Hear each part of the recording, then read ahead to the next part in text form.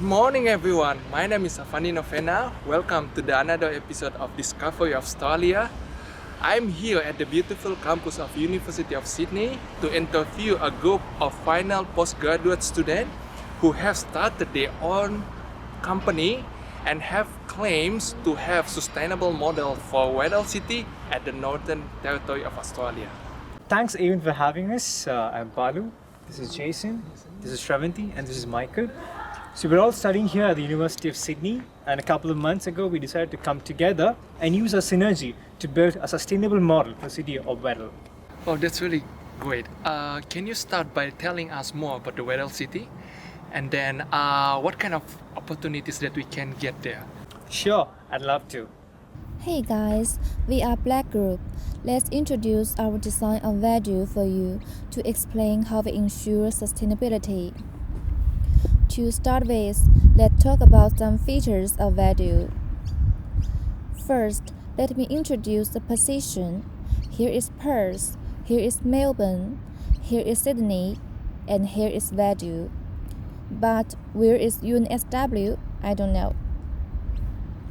For areas, the Weddell has 6,000 hectares in area, and around 3,000 to 4,000 hectares is suited to urban development.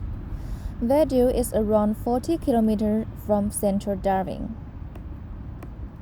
For population, it has capacity for at least 40,000 residents. For geographical characteristic, it has two main rivers. You can see around half of the site drains north to Elizabeth River and half drains southwest to the Blackmore River. Also, Weddell's geographical environment is surrounded by mountains and forests. Okay, thank you very much for the nice explanation. And how can you solve about the energy in Weddell? We've identified huge potential for solar, wind, and geothermal energy in Weddell. So my colleague Michael is going to talk more about that. Okay, thank you, Balu. Coming to the solar energy, Weddell has a tropical climate, which is the idea for the photovoltaic production. Okay. And currently, nearly 20% of Australia has the solar panels in their houses, which is also suggesting the use of the solar paint. Okay, that's really good. So you guys propose the solar panels for this for solving the energy in Weddell. Yeah, that's one of the solutions. We also have solar paint, which is a very novel idea which hasn't been used anywhere else. Okay, that's really nice idea. Solar paint is just like normal paint, but it contains a substance that breaks down moisture in the air by absorbing light and produces clean energy. Wind energy can be another option. Weddell has a long coastline with wind speeds of up to 4.5 meters per second, which is ideal for harnessing clean energy. Apart from that, geothermal energy is also a viable option. The underground temperature of Weddell is around 100 degrees Celsius at a depth of 1.8 meters. We can use a piping system with a heat exchanger to use this energy for heating residences and offices. Okay, now I'm talking about the power generation. The most significant barriers for Weddell is to find a suitable and reliable source. Firstly, we consider solar power. It's feasible because of the tropical climate in Weddell, and actually this kind of energy has been widely accepted in that area. 20% of Australians having solar panels in their house. So how about wind? Wind speed is 4.64 meters per second in Weddell, so it's suitable for Weddell to develop wind station. And wind farms have been considered in west of Weddell, but its long coastline, which requires large investment in early time and can only see a little return, because it takes much money to build a power station, and the price of the electricity is very low. Additionally, we also consider something unique: geothermal energy.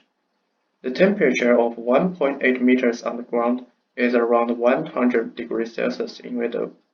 This heat can be used. Underground pipe and duct system can be done to transport gas. And now we get some statistics to explain the potential of solar power. For climate, the Northern Territory has the most highest intensity of solar radiation in Australia. Most of the NT region receives more than 2000 kilowatts per square meter for every year, which means solar power could be considered as the main power generation method in Weddell. However, in the NT, nearly 99% of power generation is provided by natural gas, which means the utilization of solar power will still have a long way to go. And also, the Northern Territory is the national stronghold for solar hot water, with 42.3% of households own a system installed, and Western Australia is in line with 19.2. Well, guys, that's really quite impressive. I believe you might even have a government official at your doors for your ideas. Which is glad to help. That's great. Okay, Jason, as you know that drought is a main problem in the whole northern Australia. Yeah, that's it. How can you handle that problem? Well, as you know, the Weddell is bounded by two main rivers. I mean, the Blackmore River and Elizabeth River. So we can use them as a source of water.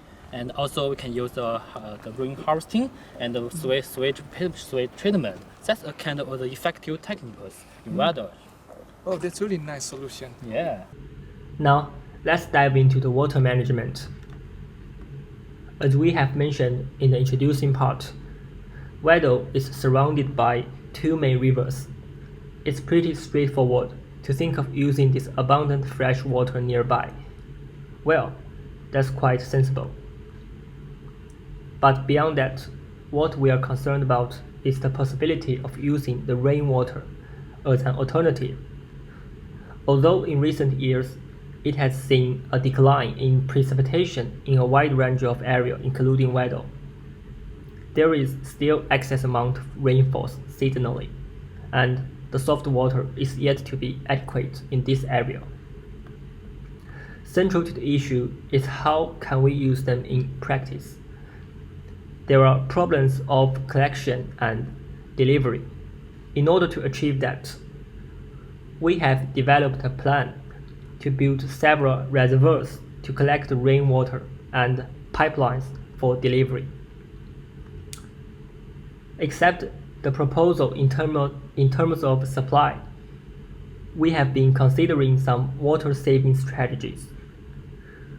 We will introduce a sewage management system to Weddell, which can recycle the domestic wastewater, such as water used for bath, laundry, and dishwashing. And there will be a water treatment plant. After centralized processing, the water will be ready for repeated use.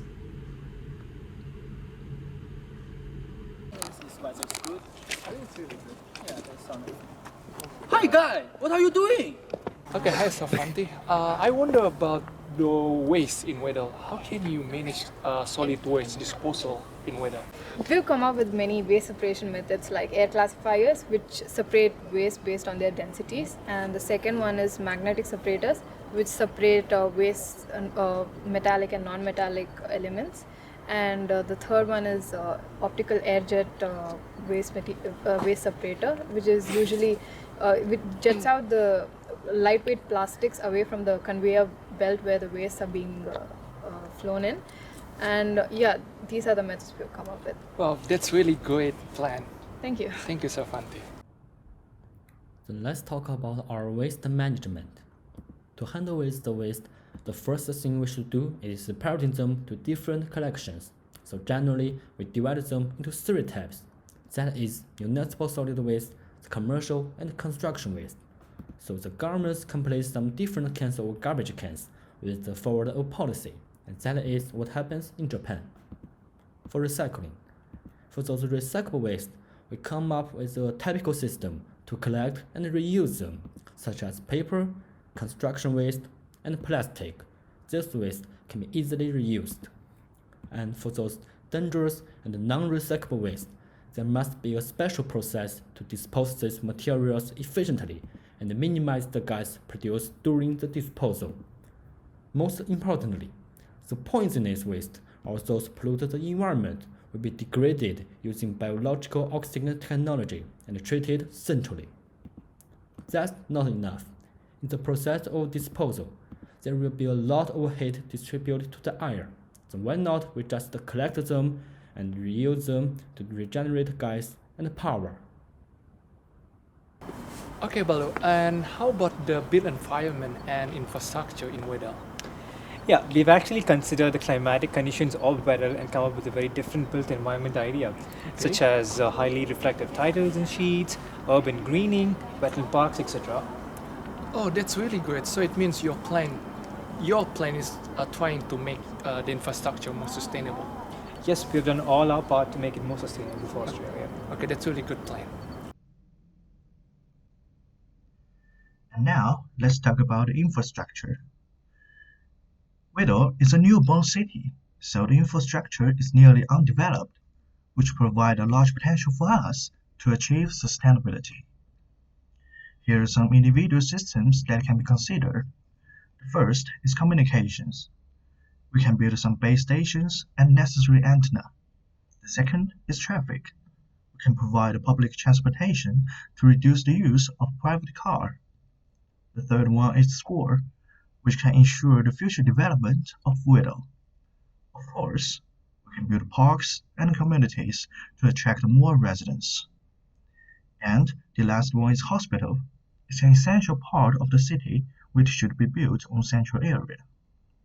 However, these systems are not separate from each other, they have interconnections, so we must treat them as a whole system.